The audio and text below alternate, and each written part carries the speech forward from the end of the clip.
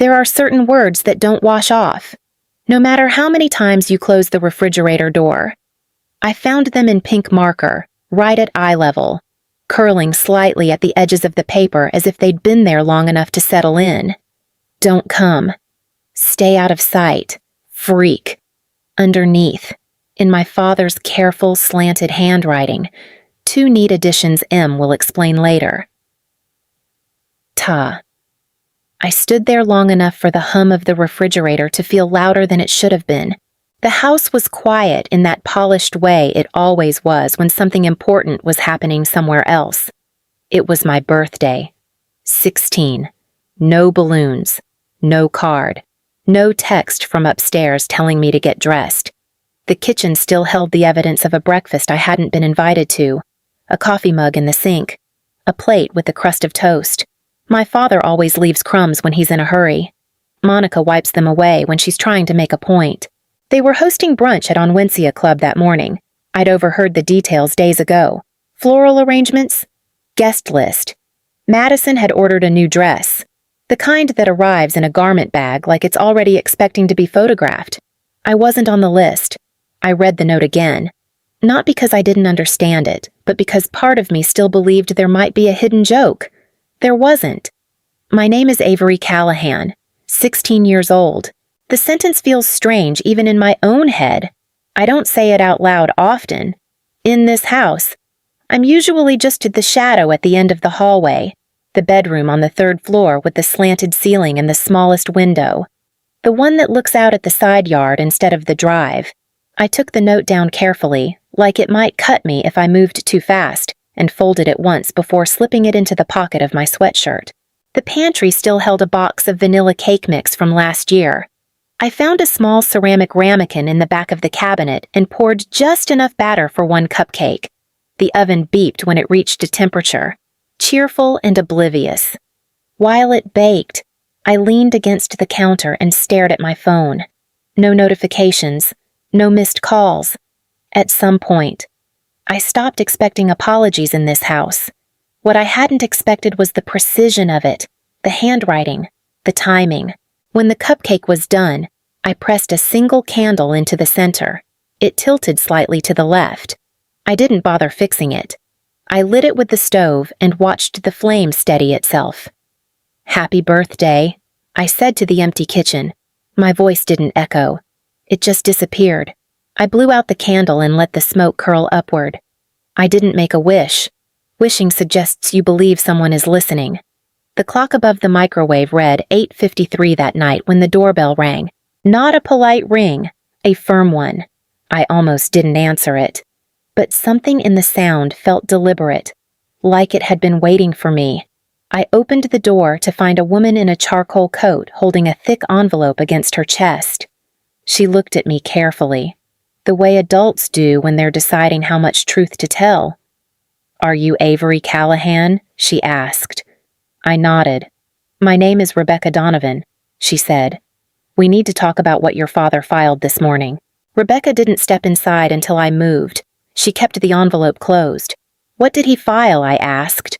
"A petition to appoint a limited guardian for educational placement," she said. "Filed at 9:02 this morning. Limited guardian," I repeated. "Like boarding school." "Yes? For my birthday?" "Yes." She didn't soften it. "He alleges you require structured supervision." She continued. "He cites resistance, volatility, academic decline. I have a 3.8. I said, "I know. Then why? Because of the trust." I went still. "My mother's trust was dissolved," I said automatically.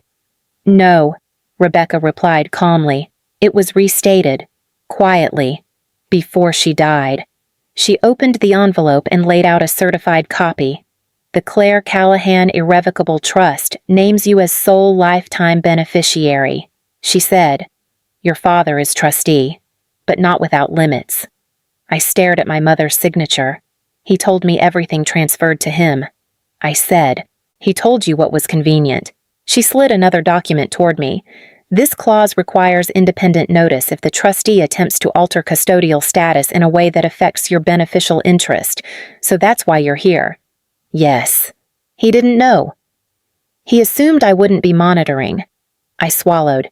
He's planning to fund the foundation tonight, she continued, but he cannot legally transfer trust assets without first clearing beneficiary standing. He's not clearing it, I said slowly. He's removing it. He's attempting to. My hands were cold now. The estate is valued at approximately $7 million. She said, house, cabin, land, and your education subtrust. How much was in that $780,000 at last accounting? At last accounting? Yes. She held my gaze. He redirected those funds 16 months ago under discretionary trustee authority. To who? To Madison. That's illegal. It may constitute breach of fiduciary duty, she corrected, but as sole acting trustee, he had signing power, and no one reviewed it. Annual accounting was delayed, then reclassified. The kitchen felt smaller. So this guardianship filing? I said. It's not about school. No. It's about creating a record. Yes. So he can argue I'm unfit. Yes. And once that's on file, he signs tonight. That's the sequence. I felt something settle inside me. He doesn't want to disinherit me, I said. He wants to make it look responsible. Rebecca didn't answer. She didn't need to. What happens now? I asked. We file for an emergency temporary restraining order at opening session, she said. We argue imminent asset transfer and potential irreparable harm. And if the judge denies it, he signs tonight. My father's voice drifted through my memory. Don't make this harder than it needs to be. He thinks I'll fold, I said quietly. Rebecca met my eyes. Are you going to Rebecca's office felt ordinary, which somehow made the documents in front of me more frightening. No drama, she said quietly, sliding the first folder toward me. Just paper. Paper is how people disappear. I looked down. This is the original deed, she explained, transferred from your mother's name into the Claire Callahan Irrevocable Trust 3 weeks before she died, and my father became trustee. Yes, sole acting trustee. So he controls it. He administers it, she corrected. Control has limits. She placed another document beside it. 6 months later, he created a separate limited liability company, Callahan Property Holdings. For what? To hold title to the Lake Forest house and the Door County cabin? Why move property out of the trust? He didn't, she said. The trust owns the company. But layering creates distance. Distance from who? From scrutiny. She turned another page. And this is the formation filing for the Claire Callahan Arts Initiative, registered as a charitable organization. In her name? Yes. Who's on the board? Your father, Monica Hale, and Daniel Hale, listed as legal advisor. So he positioned the foundation before tonight. Yes. I leaned back slightly. He's not just giving money away. I said, no, Rebecca replied. He's restructuring legacy. She tapped a highlighted paragraph. Trust language requires annual accounting to the beneficiary beginning at age 16. I froze. I never received anything. I know. What happened? He filed an administrative extension citing ongoing asset evaluation. It delayed disclosure. That's legal. It's permissible if properly justified. And was it? She met my eyes. That's debatable. My chest felt tight. What about the education subtrust? She pulled out another sheet. $780,000. Conservatively invested. Growth steady. And then, 16 months ago, he executed a discretionary distribution. For tuition? Yes. For me? No. For Madison? I said. Yes. How could he do that if I'm sole beneficiary as trustee? He holds limited discretionary authority for educational support of household dependents. I'm the dependent. You are. She agreed. But the language isn't exclusive. I felt anger rise, steady and cold. So he didn't steal it, I said slowly. He used the wording, yes. And once I'm repositioned under guardianship, you become administratively managed. not directly represented, so I can't challenge it, not easily. She handed me a printed email, sent at 9:07 this morning. She said, "To Foundation Council." I read it. "Once guardianship is formalized, proceed with asset alignment and public commitment. No hesitation, no uncertainty." "He built this over years," I said quietly. "Yes." And he waited for timing. "Yes." I exhaled slowly. He didn't think I'd understand any of this. No. He didn't think I'd have representation. No. I looked at the stack of documents again. He built a structure where I legally exist, I said, but practically disappear. Rebecca didn't interrupt. He thought that was clean. I added, "Yes." Silence filled the room. And now I asked. She folded her hands calmly. "Now we decide whether he gets to finish what he started." I didn't expect Ethan to be the one who cracked first. He caught me in the hallway 2 days later, when the house was quiet again. "You shouldn't be here," he said under his breath. "It's my house," I replied. He glanced toward the staircase. "Not for long." The words didn't surprise me anymore. "What do you want?" "Ethan." He hesitated. "Then, Monica keeps a lockbox in her closet. Top shelf. Behind the shoe cases. And she checks it every time your dad talks to lawyers." I watched his face carefully. "Why are you telling me this? Because I heard him." Ethan said. "He said once you're moved, it'll be clean." "Moved." I repeated. "Boarding school. Or worse evaluation." The word made my stomach tighten. "What kind of evaluation?" "Psychological," he said quietly. "He said if you fight, they'll document instability." I felt the air shift around me. "Do you believe that I asked him?" He shook his head. "I believe he needs it to be true."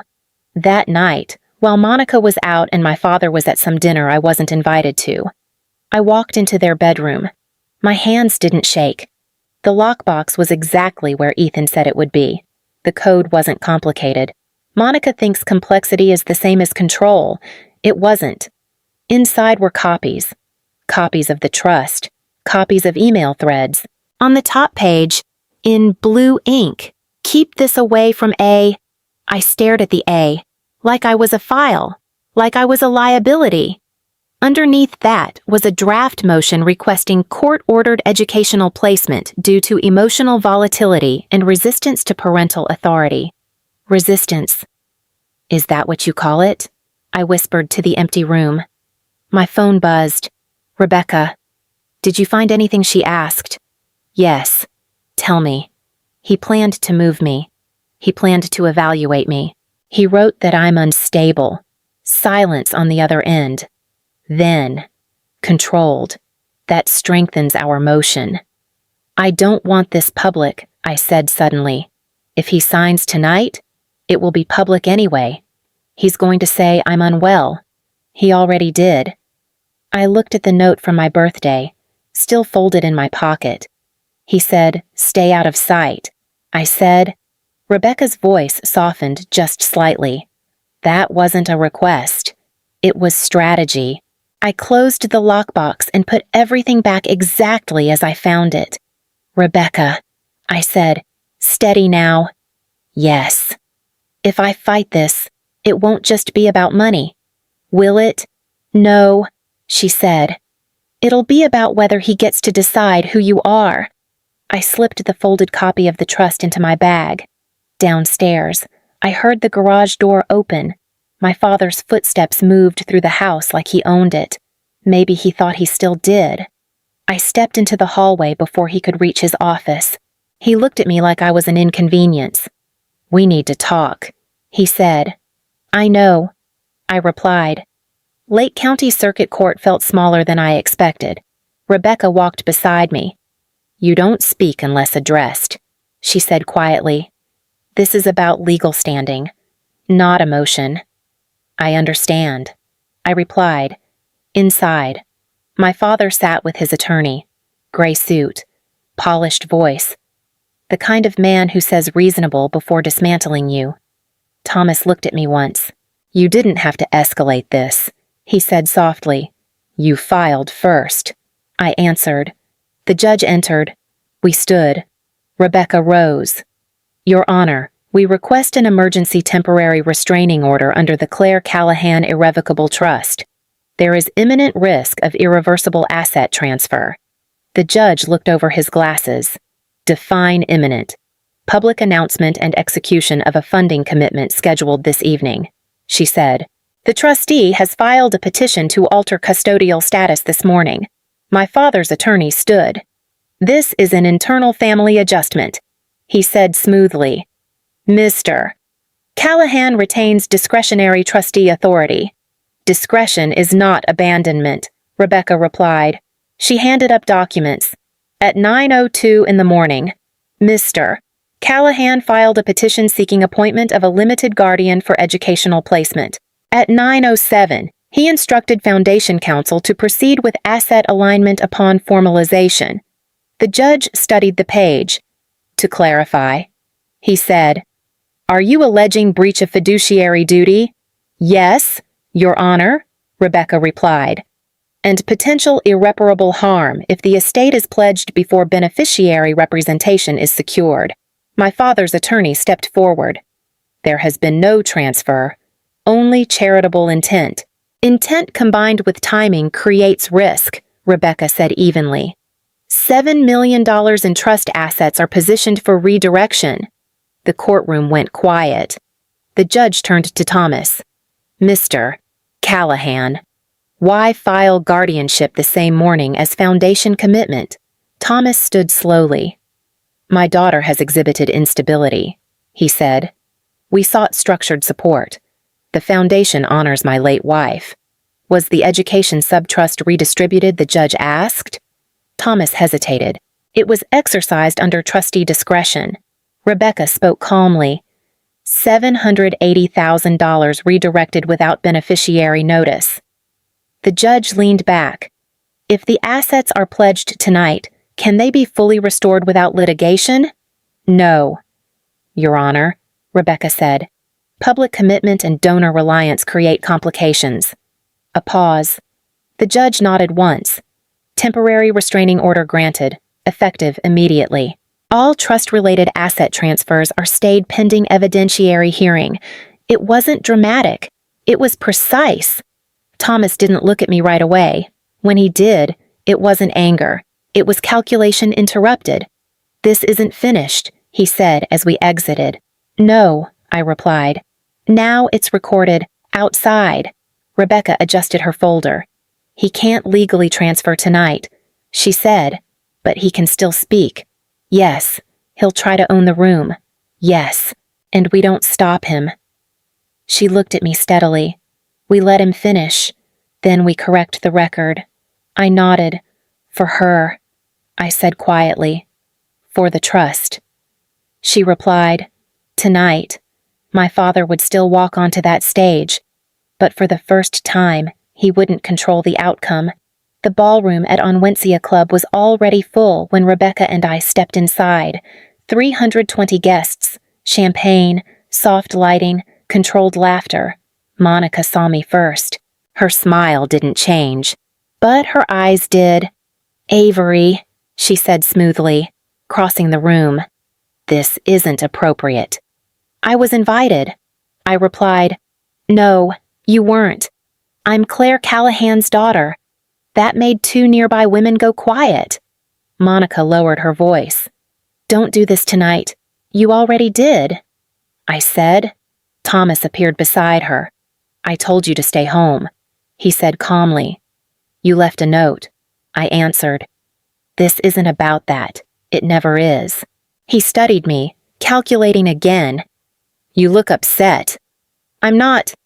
You've been struggling. He continued, louder now. We're trying to help you by filing to remove me. His jaw tightened. Rebecca stepped forward slightly. Mr. Callahan, we'll speak after the announcement. He gave her a thin smile. I'm honoring my wife tonight.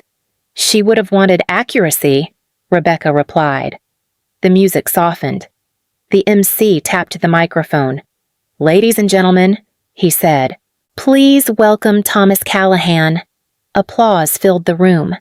My father walked to the podium like he belonged there. I want to thank you all. He began, Tonight, we celebrate Claire's legacy. Monica stood near the stage, composed. Madison beside her, glowing in a pale blue dress. Thomas continued, voice steady. My late wife believed deeply in supporting the arts. It is my honor to announce that the entirety of her estate, approximately $7 million, will be dedicated to the Claire Callahan Arts Initiative. Gasps. Then applause. He lifted a document from the podium. This letter of intent formalizes our commitment. He signed it slowly, deliberately. The room rose in approval. Rebecca didn't move until the applause peaked. Then she walked toward the stage. Excuse me, she said clearly. The sound system carried her voice farther than expected. Thomas turned. Yes, I'm Rebecca Donovan, counsel for Avery Callahan. Murmurs rippled. There is a temporary restraining order issued this morning by Lake County Circuit Court. She continued. All estate-related transfers are frozen. The applause died mid-breath. Thomas didn't look surprised. He looked annoyed. This is a misunderstanding, he said into the microphone. It's not, Rebecca replied. He shifted tone instantly. My daughter has been experiencing emotional difficulties. We sought a structured solution. Filed at 9:02 in the morning. I said, stepping forward. Every head turned, and emailed counsel at 9:07. I continued. Once guardianship shifts, we proceed. Monica's face drained slightly. Thomas kept smiling. You're confused, he said gently. This is exactly what I mean.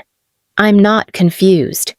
I replied, You moved $780,000 from my education trust, a sharp inhale from somewhere near the front. You redirected it to Madison's tuition escrow. Madison looked at her mother. Monica whispered, Don't. Thomas lowered his voice. This is not the place. It is, I said. Rebecca held up a copy of the order. The foundation cannot receive the estate, she stated calmly. Not tonight. Silence pressed in. My father leaned toward Monica, not realizing the microphone was still live. You said you shredded it. The words echoed. A few phones lifted into the air. For the first time, his expression cracked. I met his eyes across the stage. He wasn't calculating anymore. He was exposed. The silence after his words was heavier than applause. You said you shredded it. The microphone caught everything. Monica's hand tightened around his arm. Thomas, she whispered. But it carried. He stepped back from the podium, forcing a thin smile. This has been mischaracterized, he said quickly. Family documents? Private matters? Rebecca didn't move. It was a copy of the trust. She said, marked with the instruction to keep it from your daughter. Murmurs spread across the ballroom like a current.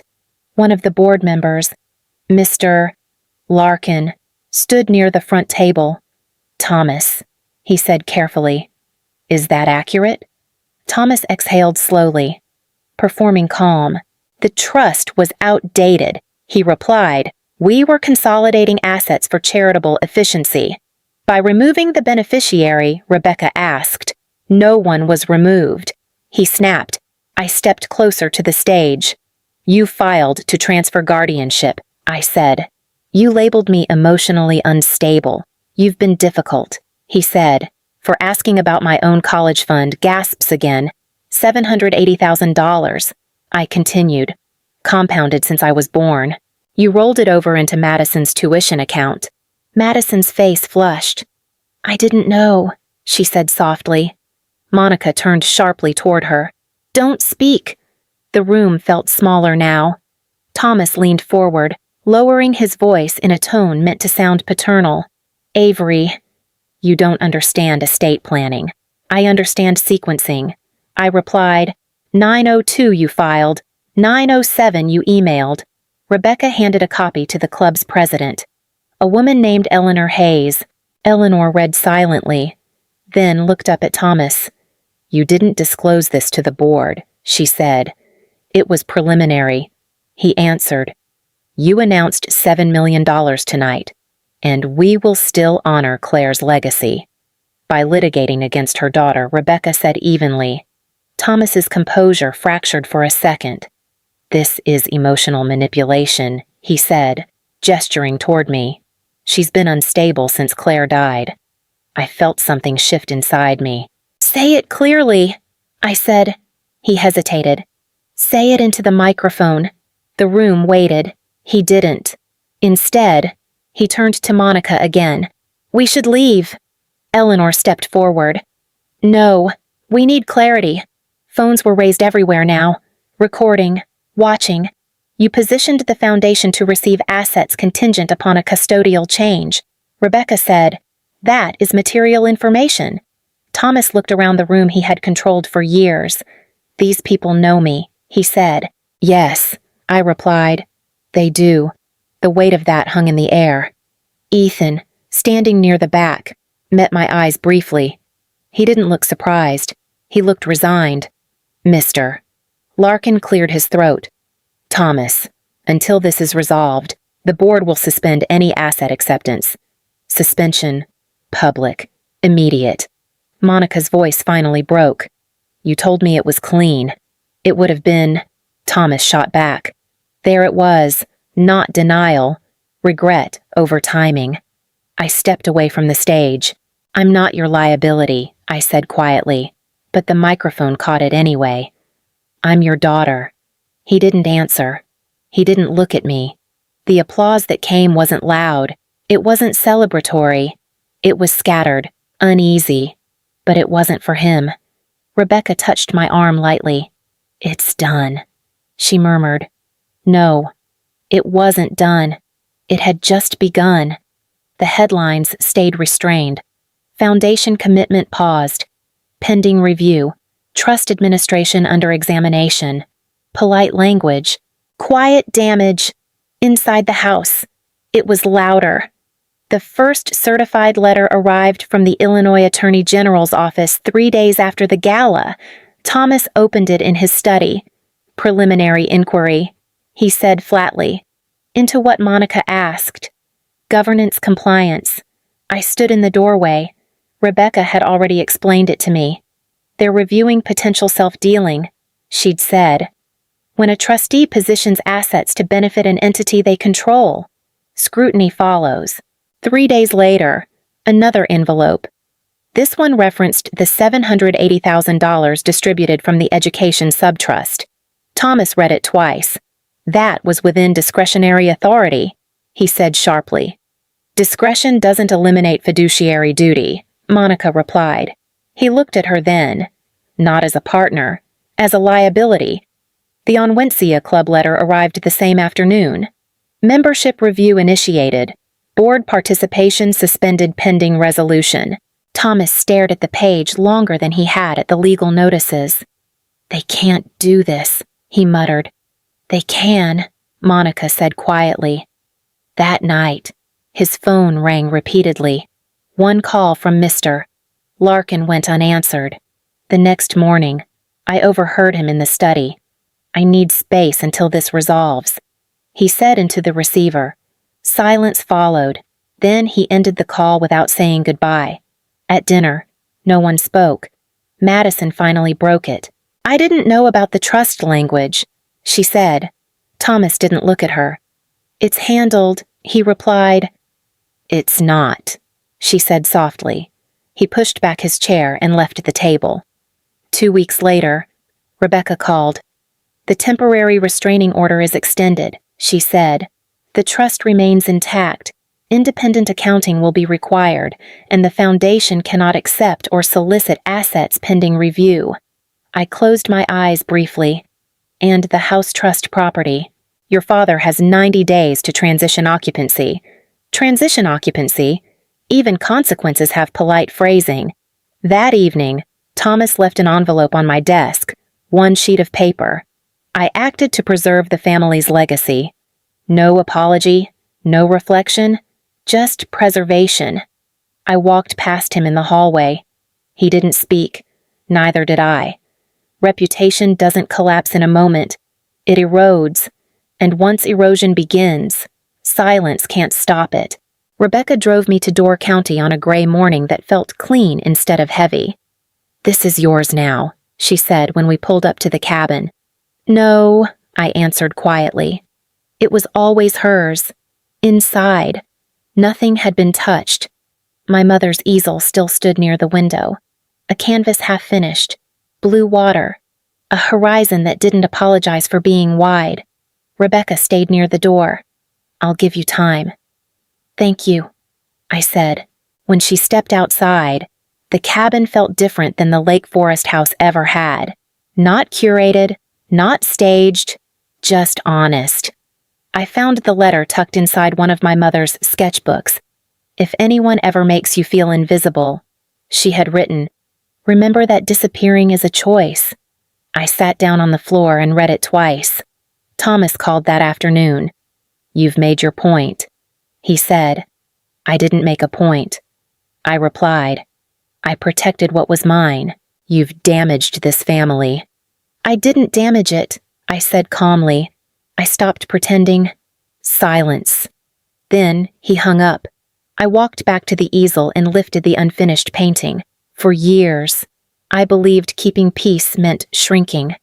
It doesn't. If someone tells you to stay out of sight, understand what they're really asking permission to erase you, don't give it. Stand up.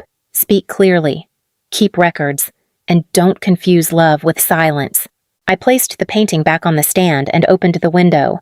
The lake didn't applaud. It didn't need to. "I'm not staying out of sight anymore," I said.